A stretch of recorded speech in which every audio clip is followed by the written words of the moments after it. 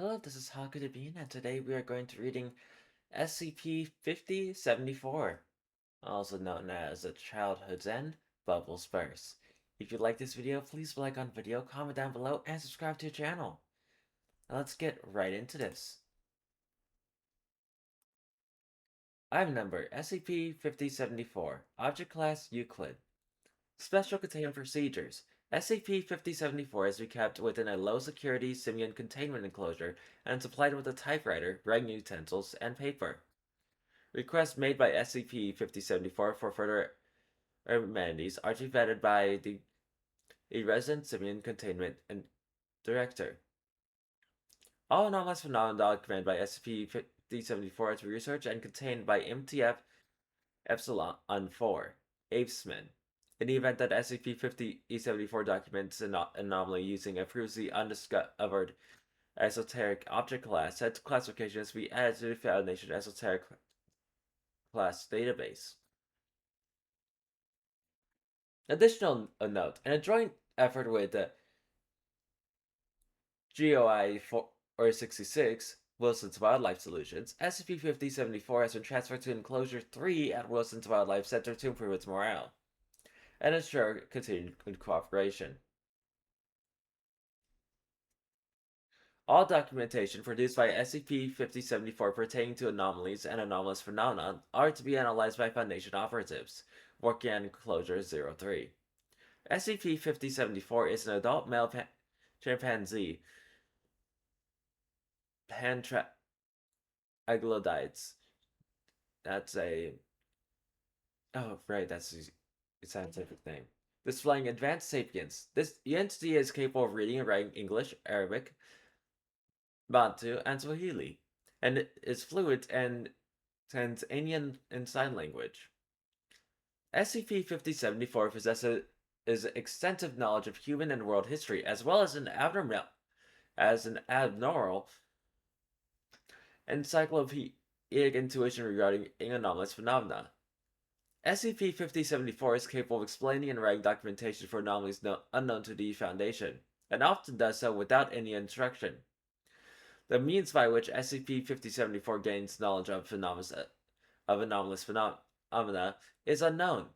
To date, SCP-5074 has contributed 240 documents relating to novel anomalies to the Foundation. Memo 354.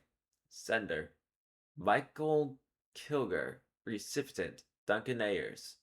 Hey Duncan, I found this in that chimp's cage, and I thought you'd get a kick out of it. Don't know how I got the knack for writing like the skippers. Maybe he wants to stay with them. Who knows?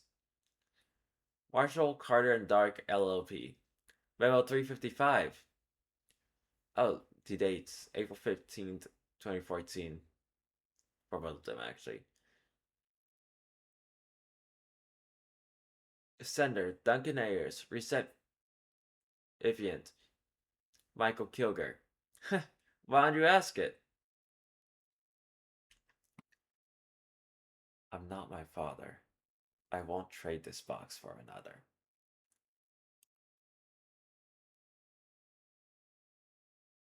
Critter Profile: Gamma.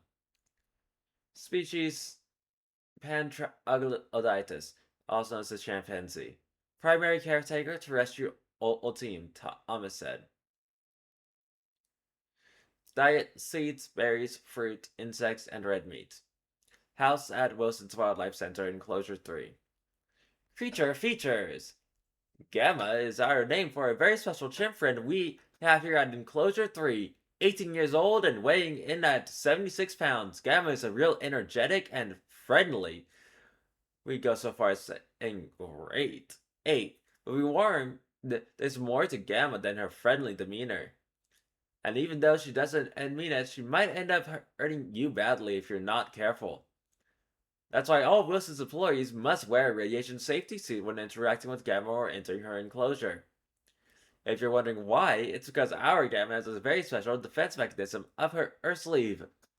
When she's threatened or stressed out, she can make anything she touches emit radiation.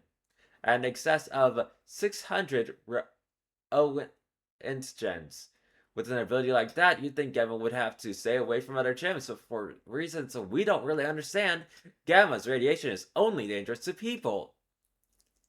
So she's perfectly fine socializing.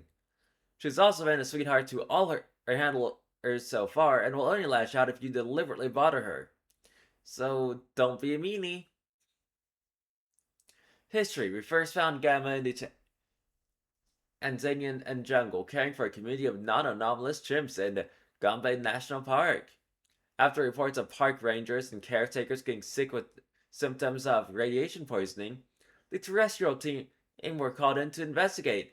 After a fair bit of coaxing, we were finally able to safely move Gamma to Wilson's Wildlife Center and introduce her to some new chimp friends. Special needs and accommodations. Chimpanzees are social critters, and Gamma is no exception. We put together a whole community of very special chimps in Enclosure 03, and she seems to be getting along really well with them. It's also important that she remains in a calm and stress-free environment, because we still don't know how much she can control her abilities. Notes about Gamma. We've actually got a bit of good news from the SCP Foundation of all people. They've agreed to send us their SCP-5074 to improve his morale and help him write. He and Gamma seem to be hitting it off real well. Could this be love? I miss her. I miss them both. Memo 406 and 407. Another back and forth between Michael first and Duncan and later. That damn ape never ceases to surprise me. This time it's doing its best impression of those insufferable animal rights pillocks. And it looks like it's written itself an imaginary girlfriend to keep it company. That chimp's really quite amazing, isn't it? Shame it isn't cooperative. If what we've got in mind doesn't end up working out, we could definitely try getting it to write a novel. Anyway, keep these pics coming, because they're utterly goddamn hysterical.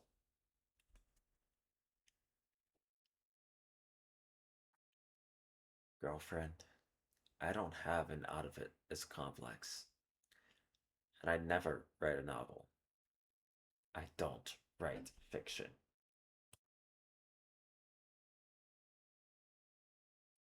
Hell would be sweeter. Dreams, waking visions. It makes no difference in the end. Neither are really worth a damn. Since I've come here, I've had no shortage of good dreams, mostly just pulled straight from my memories. Munching on something. I'm not quite sure what it was. In my mother's arms, being lulled to sleep by the gentle tapping of my father's dexterous fingers and toes on a typewriter as he cranked out another one of those stuffy scientific documents that he never let us read. Being a lesson in something or other from my father as my mother looked on, the old sad look in her eyes as she struggled to keep up, but tried her hardest anyway. Writing my first words as I looked over my shoulder, my father triumphant and my mother proud. Gentle memories that left me as I woke up, and were replaced by some nagging feeling I've had every day since I was brought here. The invading sense of being in a box with no way out but death. They were replaced. Of course they were. Along with every other thing I held dear in this tiny box of mine. The sound of my father's typing was replaced by the insipid yet grating whine of the rusty old fan in the corner. His typewriter replaced by a collection of dried out fountain pens and tissue-thin paper. My mother was replaced with the fat bearded man with beady eyes, clammy skin, and the grin of a depraved pervert. And my gentle memories and dreams, the only thing that gave me pause and relief, at least for a moment, were replaced by a constant and unending nightmare. Dreams and waking visions, all filled with the same images. Gunshots and breaking glass, followed by the men in black coats, different from the green ones worn by my caretakers.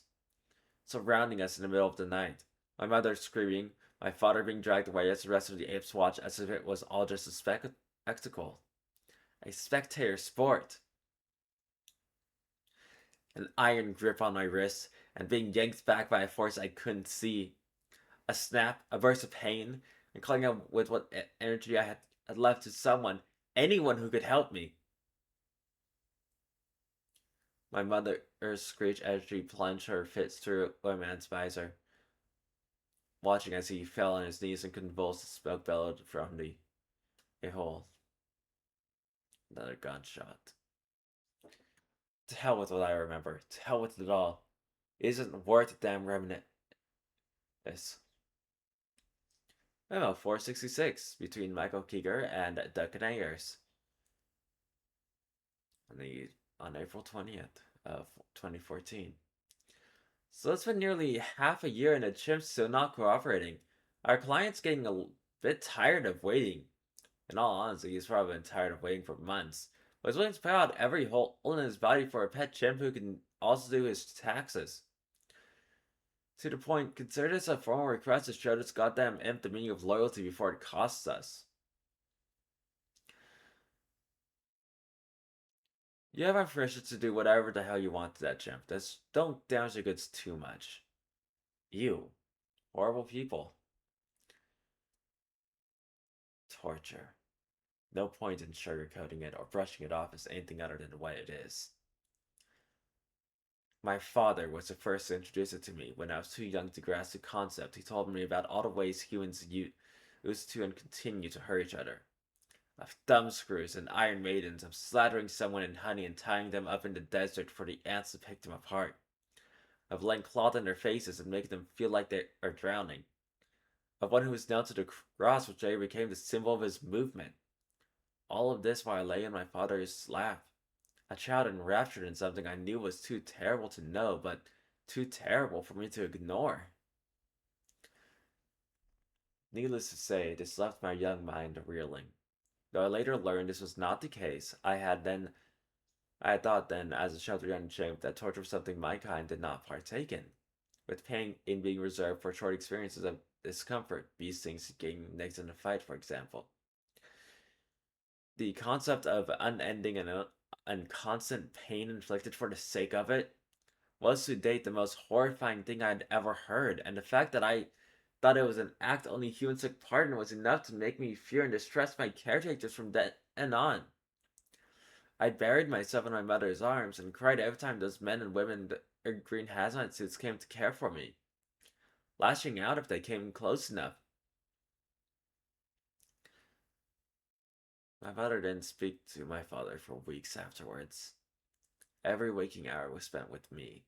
She tried to calm my mind, telling me to trust my caretakers and reassuring me that I was safe, that nobody would ever want to hurt me, and I would never be tortured as long as she had anything to say about it. I don't blame her for not knowing. I didn't expect it to be this terrible. Memo 475, 477, and 478 between Michael O'Kilger and Duncan and Ayers. If I'm being honest, I think we should have started giving the chimp hell since we got it. Even after going in its room, roughing it up for coming up on 2 weeks now, it seems like we're not getting through to it. We're running out of time. Our client's foaming at the mouth, and the apes are retreating further and further into its shell. Thoughts? This is May 1st, 2014. If I'm being honest, I think at this point, and it's cut our losses, give rid of the chimp and move on. One client out of many is nothing. It's been fun, but that ape's getting to be a real thorn in our side. April 15th, 2020. Now that's a good idea. You know, it'll be nice to get that little old dung-flinging bastard out of our hair for good. And it's our client that he can go to hell. I'll get the injection right at ASAP. Damn. Michael and Duncan kind of suck. I saw this coming from a mile away. And in any other circumstance, I'd welcome it. For a long time, I wanted to die. To an extent, I still do. You know, MC&D is pretty bad, and this is like really gross of them. But that's when I didn't have hope.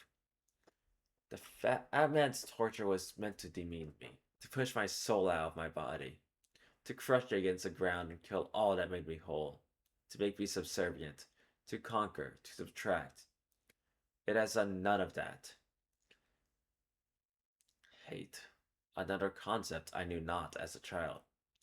Hatred and vengeance, considered primitive by my intellectual father and considered necessary by my primitive mother, are now what keep me afloat, what will keep me alive, what will set me free. I can feel my mother's love in what I write even now, her final gift from the grave.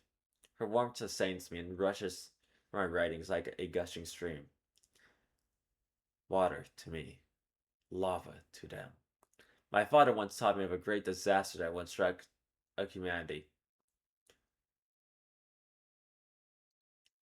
A disaster conceived of their intelligence and birthed by their ignorance. A byproduct of this disaster was an artifact only known as the elephant's foot, a thing of unfathomable power, capable of killing all who went near it and wreaking havoc without having to move an inch.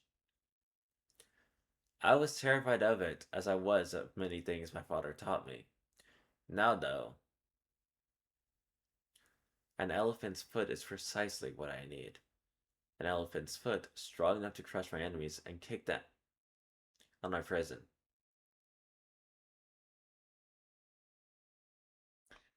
Memo 479 from a horrible person called Michael O'Kilger to someone named Isha Black.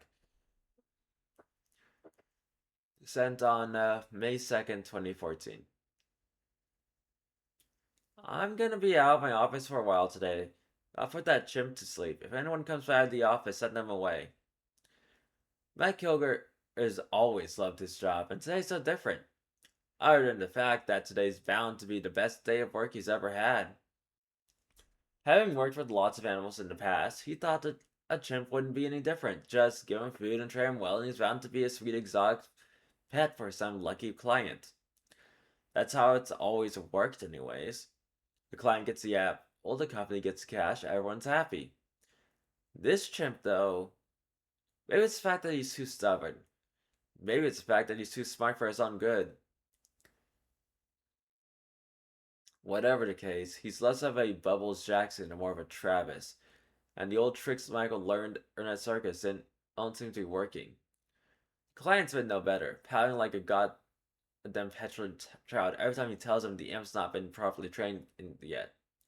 Hell, maybe they would make a pet error. Well, it's no matter now. The client's long gone. Ms. Iris is gonna have to give Michael hell for that for sure. And so is his money. But that doesn't mean he can't have some more fun with the monkey. Mike dons his fedora, can't forget that, you. And blends in with the crowd, hitting the button on the elevator for the 13th floor. None of the hotel goers seem to notice Mike are there. And nobody gets up with him. After all, they never built a 13th floor into this building. It seems like Mike's in a whole nother world now. One a bit darker than the rest of the New York Plaza, a hotel. It's the company's pride and joy, even though it costs more to keep up than any of the other failed businesses in the city. Who knew slapping a whole bunch of anti-memes on a hotel story was so gosh darn expensive? Still though, Miss Iris and her cronies have gotten more than enough cash to keep this place afloat, and that's all that matters. Mike takes a deep breath, inhaling the scent of musk and darkness, and savoring the faint sound of all the screams loud enough to pervade the soundproofing in their suites. He takes a left at the hall. Time to send that monkey to its maker. Mike's done this many times before, but this time it's special. This time, it's personal. Loading the syringe with sleepy juice feels like scratching an itch, and Mike can't help but whistle as he carries it down the hotel hall to the chimp's pen. 58673. The door or clicks unlocked, and Mike cheerfully pushes the door open. At first, Mike then doesn't see the chimp. He's too engrossed in the walls of the room, completely covered in spidery, flowing cracks. Mike suddenly feels a strange unease and a weird bit of warmth and has to fight off the childish urge to just turn tail and leave. He'd sooner enjoy himself with a cactus and flake out on the job. Especially this one. And some writing on the wall isn't going to stop him. Mike takes another attentive step, fingering his syringe, only to hear the sound of a door slamming behind him. Mike whirls around, wielding the syringe like a switchblade, and hardly noticing the heat until it brings him to his knees.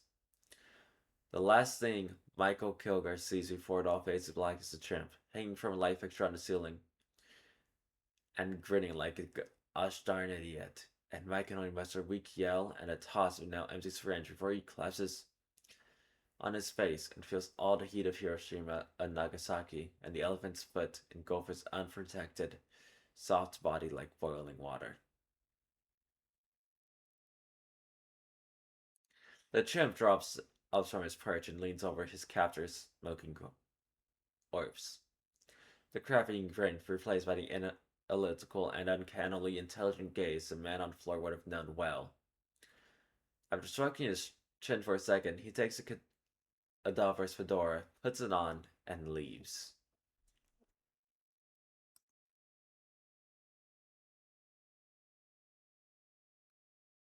For my family, that text. It's been many years since. Actually, the first four lines, which I'm going to read it up very quickly, are actually are all crossed out. It's been many years since I last. Your face invades my dreams.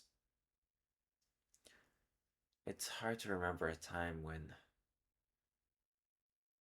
I can't remember. And for bits that are not crossed out, I I miss you. There is a pause, a brief ceasing of the rhythmic clatter of the keyboard, and the old man turns his face upwards towards the sunlight. The leaves cast their dancing shadows on his head as he dreams once more, his mind catching and holding on to something somewhere that should not exist. No, this can't be. Tears well behind closed eyes. It's you. After all this time, you've. The father once more brings his hands and feet to his keyboard and begins to write. The tears are flowing freely now, but it doesn't spare them a second in thought. Item number SCP XXX, which I'm guessing is just like redacted. Object class uncontained. SCP redacted is to be considered a person of interest and is to remain uncontained. SCP redacted is a young adult male chimpanzee displaying advanced sapience. The entity is capable of writing in English and Swahili and demonstrates behavior similar to that of an adult human. When threatened or under great stress, SCP redacted is capable of causing written material referred to as SCP redacted 1. He produces to emit radiation.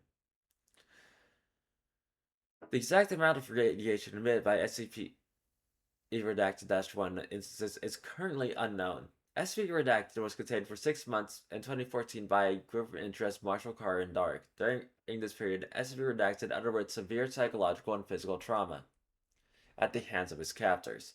This is believed to have contributed to the awakening of its ability. The old man lets out a sigh and leans back. The tears are starting to dry. Wherever you are, whatever may stand in your way, you will overcome it. You will grow and become stronger. I believe in you. I'm proud of you. I love you, my son.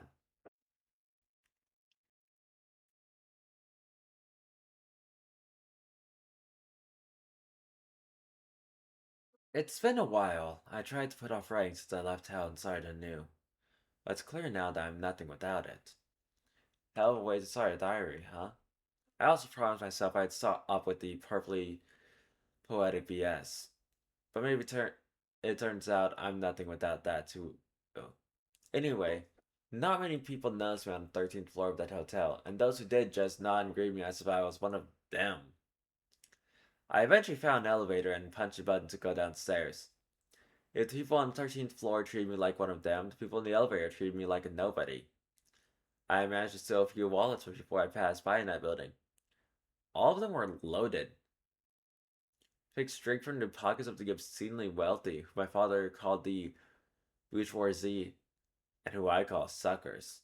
I didn't have to take out any others. Nobody seemed to notice the filthy imp with crazy eyes picking pockets as he ran down the halls. It was probably the hat, all for the better. But when I stepped out of the hotel, I entered a trance. The sights and sounds of the city of freedom soothed me more than anyone else could ever know or understand. And for once, I knew I'd be safe, no matter where I ended up.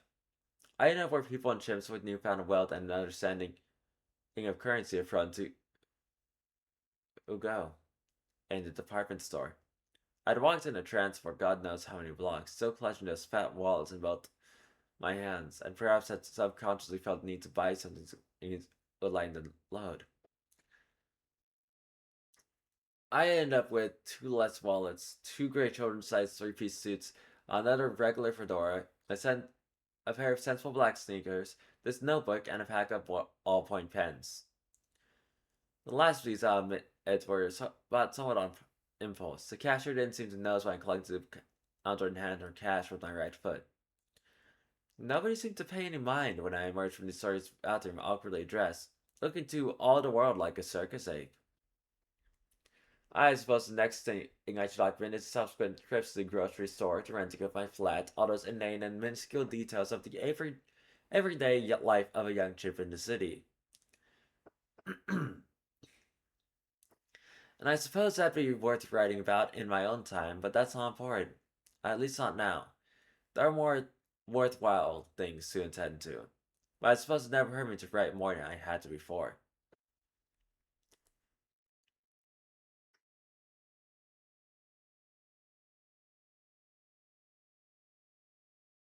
On my first day of complete freedom, I took the subway for the first time. I stood waist high to everyone there, and decided to curl up and sleep in the overhead luggage compartment instead of lingering on the floor. Nobody seemed to pay me any mind. On my second day of complete freedom, I hung out of the window of my flat and climbed up and down the side of the building twice. Nobody pointed or stopped to stare. On my third day of complete freedom, I didn't look where I was going and ran into a pedestrian. We both fell, and my hat fell off my head for just a moment. At first, he ignored his drink and stared at me wide-eyed. Then I scrambled to recollect the hat and replace it, and his gaze dulled. We both went our separate ways as if nothing had happened. The way it is now, I could sit in my flat and waste away for the rest of my life. And I suppose it'd be safer that way. It's how my father ended up, at least. And the apartment's just another comfy box when you think about it. I probably shouldn't insult my father like that. I'm about to do the same as he's doing after all. One thing I never really thought too much about is how my father never really taught me how to write. It was instinct. It was like clinging to my mother, climbing trees, and using sticks to pick termites out of their holes. And like any other instinct, I didn't think much of it, and I was confused when my parents fawned over me the first time I was at the typewriter and wrote in perfect English. And like my father before me, the first thing I wrote was something that should not exist. Something that wasn't normal. Before I was stolen, in fact, that's all I wrote about. There was a special feeling I got whenever I wrote of something fantastical and unexplained. The unparalleled feeling of learning, of coming away from the page having learned more about the world and how it worked. My brain hungered for knowledge, and my typing fingers provided it. And while my knack for intrinsically knowing these things faded over time, my hunger never did. I might be a chimp. I might be crazy to go out and do this, but I'm too intelligent to waste my potential. Because, like all sentient beings, I desire my existence to have meaning. And if that's what I really want, I've got some work to do. And then this is the Nobody Hub.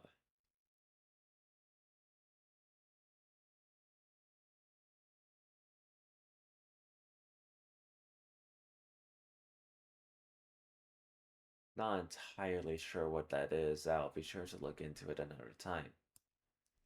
Anyway, that was SCP. I did not just do this. I already forgot the number.